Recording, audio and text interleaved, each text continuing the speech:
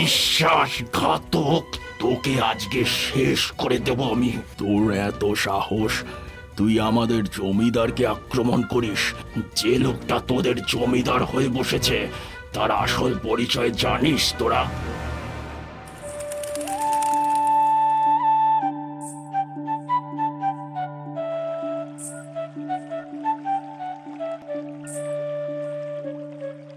আমার কাছারিতে এত কাজ পড়ে রয়েছে আর তুমি আমাকে জোর করে মন্দিরে নিয়ে এলে। রোহিণী, কাজের কত ক্ষতি হয়ে গেল বলো তো।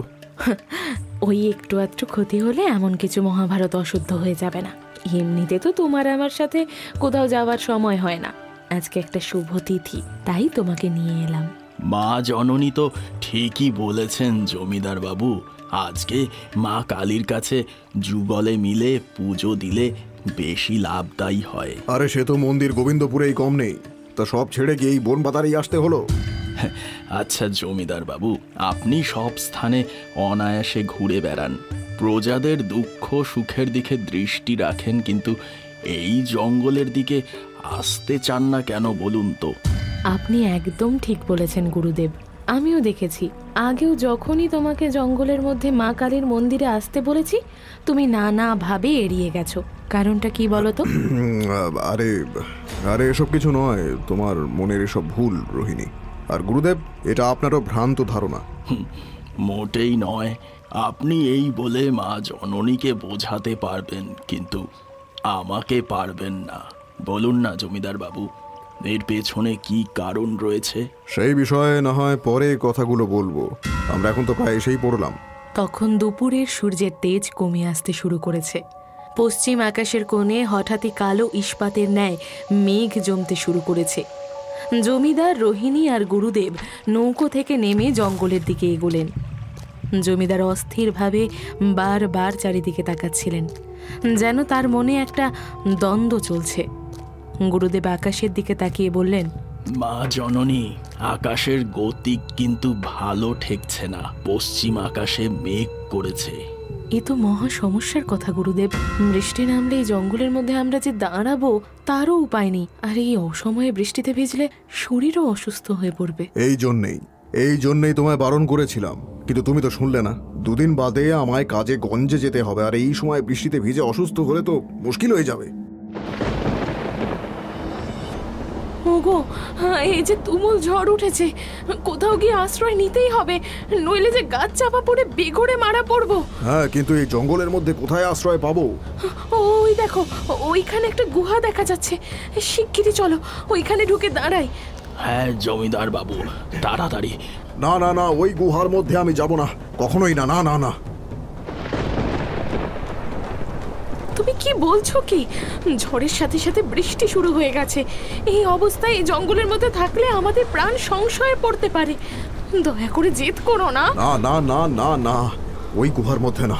রোহিণী, তুমি বুঝতে পারছো না। জমিদার বাবু, আপনি বুঝতে পারছেন না।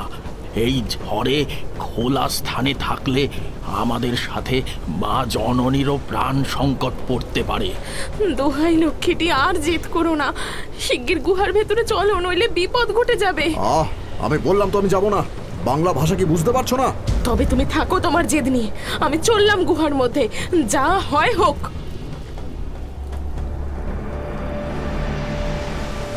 বিক্রম!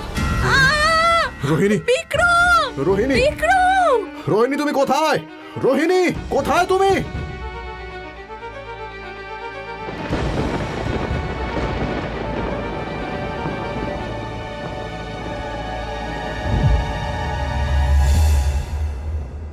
রোহিণী, তুমি এইখানে এইভাবে বসে আছো কেন? এতদিন পর বুঝি আমার কথা মনে পড়লো বিক্রম? সর্দার, তুমি এটা কি করে সম্ভব? বিশ্বাসঘাতক, তোকে আমি নিজের হাতে তৈরি করেছিলাম, আর তুই আমার পিঠে ছুরি মারলি। সর্দার, আমি শয়তান, তোর জন্য আমার সব শেষ হয়ে গিয়েছিল, আর তুই এখানে ভদ্র মানুষ হয়ে জমিদারি করছিস। তোকে আমি... বাঁচাও, বাঁচাও, কে আছো? বাঁচাও! বিশ্বাসঘাতক, তোকে আজকে শেষ করে দেব আমি। গুরুদেব, গুরুদেব! তোর এত সাহস, তুই আমাদের জমিদারকে আক্রমণ করিস? তোকে আমি জমিদার? যে লোকটা তোদের জমিদার হয়ে বসেছে তার আসল পরিচয় জানিস তোরা? তার মানে কি বলতে চাইছিস তুই? বলবো, কিন্তু তার আগে আমাকে ওই পাপিষ্ঠকে মারতে সাহায্য কর। হ্যাঁ, সাহায্য কর, তাহলে তোকে সব বলবো, সব। আমার মন এখনো কলুষিত হয়নি যে একটা দুষ্ট আত্মাকে সাহায্য করব।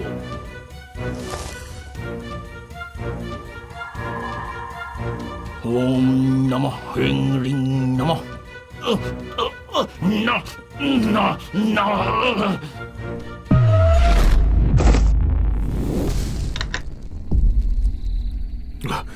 রোহিণী, রোহিণী, চোখ খোলো, চোখ খোলো রোহিণী, কি হয়েছে তোমার? চোখ খোলো। চোখ খুলুন মা জননী, চোখ খুলুন। আমি আমি কেমন লাগছে রোহিণী, কেমন লাগছে? তুমি ঠিক আছো তো? হ্যাঁ হ্যাঁ, আমি ঠিক আছি গো, কিন্তু কি হয়েছিল আমার? এক দুষ্ট আত্মা আপনার ওপর ভর করেছিল মা। না জানি সে কি সব উল্টো পাল্টা কথা বলছিল, জমিদার বাবুর আসল পরিচয়, আরো কত ফালতু কথা। কিন্তু আমি তাকে বন্দি করে নিয়েছি। জঙ্গলের গুহায় কত অপশক্তি বাস করে তার ঠিক নেই। না গুরুদেব, ওই অশরীরী উল্টোপাল্টা বা ফালতু কথা বলেনি। সে যা বলেছে তা সর্বতভাবেই সত্য। তার মানে তবে আপনি কে? আপনার আসল পরিচয়টাই বা কি? ওগো, তুমি এসব কি বলছো? আমি যে কিছু বুঝতে পারছি না। তুমি আর গুরুদেব আমাকে এখানে আসার পথে বারবার জিজ্ঞাসা করছিলে না যে আমি এখানে কেন আসতে চাই না? এর পিছনে অনেক বড় কাহিনী রয়েছে, যা অনেকবার চেয়েও আমি তোমাকে বলতে পারিনি রোহিণী। কি কাহিনী বলো, সবটা বলো আমায়, কিচ্ছু লুকিও না। আমার জীবনের সবথেকে বড় অপরাধ ছিল এটাই যে আমার জন্ম হয়েছিল এক ডাকাত পরিবারে। তখন আমার নাম ছিল রানা। বাপ ঠাকুরদা মিলে 3 পুরুষ ধরেছিল ডাকাত। তাই যখন জ্ঞান হলো, বাবা নিচে হাতে ধরে ডাকাতি করতে নিয়ে যেত। সেই থেকেই হাতে খড়ি। লোকের জিনিস লুটপাট, ছিনতাই, খুন খারাপি, এসব কোনোদিনই ভালো লাগতো না। তবুও বংশের নীতি কিভাবে বদলাবো? যখন আমার বয়স প্রায় 24, বাবা আমাকে এক ডাকাত সর্দারের কাছে দিয়ে দিলেন বড় ডাকাত হয়ে ওঠার জন্য। একদিন পরিকল্পনা হলো জমিদার বাড়িতে ডাকাতি করার। তোদের যেমন বলেছি সব মনে আছে তো? এক একজন জমিদার বাড়ির এক এক দিকে চলে যাবি, আর ডাকাতির শেষে আমরা এখানেই দেখা করব। এই স্থির করেই আমি ও সকলে আলাদা আলাদা দিকে চলে গেলাম। রাত তখন প্রায় 1টা। আমি খুব ধীর পায়ে জমিদার বাড়ির বাঁদিকের ঘরে ঢুকলাম। ঘরে ঢুকেই আমার চক্ষু যেন ছানা বড়া হয়ে গেল। একটা ঘরে যে এত দামি জিনিস থাকতে পারে তা আমার জানা ছিল না। কিন্তু ঘরের এক পাশের দামি মখমলের উপরে শোয়ানো ছিল আরো দামি এক বস্তু, জমিদার কন্যা রোহিণী। কি জানি তার ঘুমন্ত মুখের দিকে চোখ পড়তেই আমি যেন সব কিছু ভুলে গেলাম। এত সুন্দরী, এত রূপবতী কেউ কিভাবে হতে পারে? এই অন্ধকার ঘরের কোণে ঠিক যেন পূর্ণিমার চাঁদ নেমে এসেছে। কে কে ঘরে? বাবা, চোর চোর! সর্বনাশ, এবার কি হবে? সর্দার বলেছিল বেগতিক দেখলে অস্ত্র চালিয়ে দিতে হবে, কিন্তু না না না না, আমি ওকে কিছুতেই হত্যা করতে পারবো না, কিছুতেই না। বাবা, পেয়াদা, কে কোথায় আছো? চোর চোর চোর! মুখ দিয়ে আর একটা শব্দ বের করলে এখনই গলা কেটে দেবো। চুপ কালুয়া, আমরা পালাবো। পথের মাঝে যে আসবে তাকে শেষ করে দিবি। সর্দার না, মানে আমি দেখছি একে। তুমি ওই দিকটা দেখো, ওই যে পেয়াদারা ছুটে আসছে। শিগগির যাও যাও যাও যাও যাও।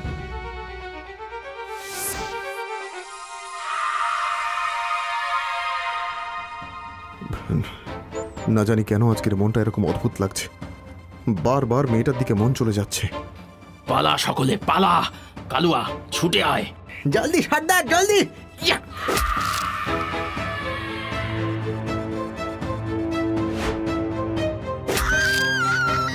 কি মা, মা, এ কি হলো তোমার? মা, হেই, কে কোথায় আছিস রে?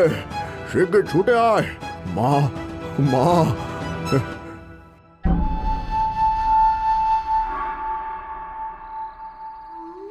সর্দার, আর যেন অল্পের জন্য রক্ষা পেয়েছি।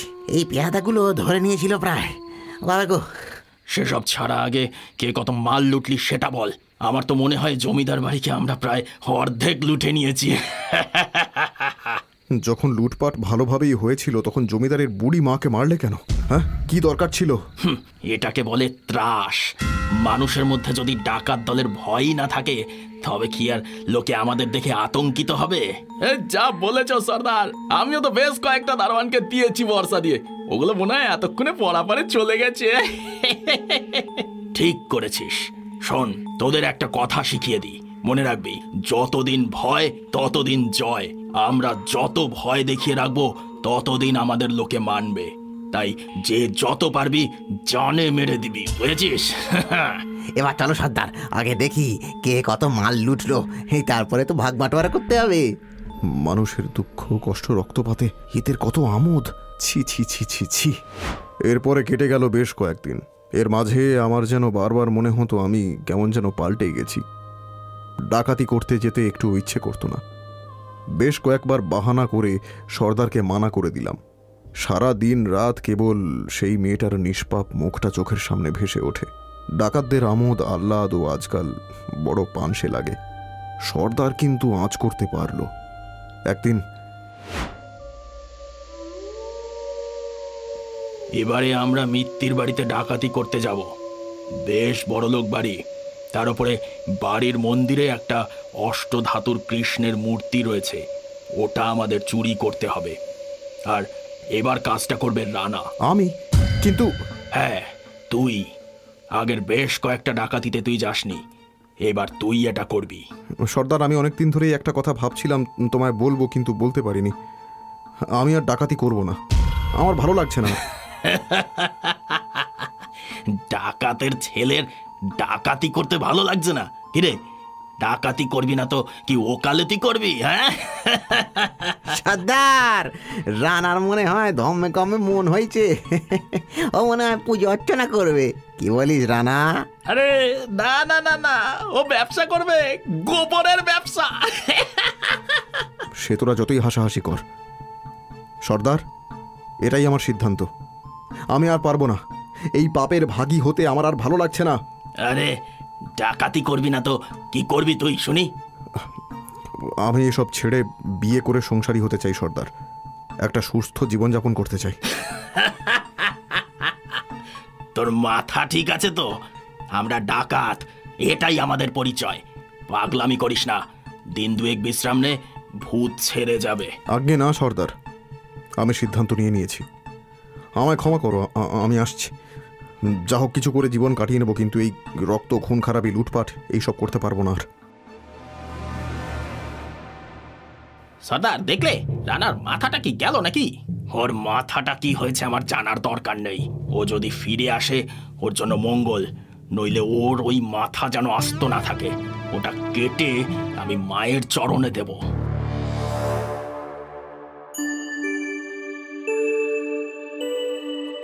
শোনো শোনো শোনো, দিন কতক আগে জমিদার বাড়িতে ভয়ঙ্কর ডাকাতি হয়েছে। ডাকাতরা শুধু যে মূল্যবান সম্পদ লুট করেছে তাই নয়, তারা জমিদারের বৃদ্ধা মাকে হত্যা করেছে। যেই ব্যক্তি বা ব্যক্তিগণ ডাকাত দলের সন্ধান দিতে পারবে, জমিদার তাকে জমিদারের অর্ধেক পুরস্কার হিসেবে দেবে। শোনো শোনো কি শোনো। আমার কি জমিদার বাবুর কাছে গিয়ে সবটা জানিয়ে দেওয়া উচিত? আমি জানি এটা করলে ডাকাত দলের সকলে ধরা পড়ে যাবে, কিন্তু এটা ওদের জন্য ভালো হবে, ওরা নিজেদের ভুল বুঝতে পারবে। হ্যাঁ হ্যাঁ হ্যাঁ, আমার জমিদার বাবুর কাছে যাওয়া উচিত।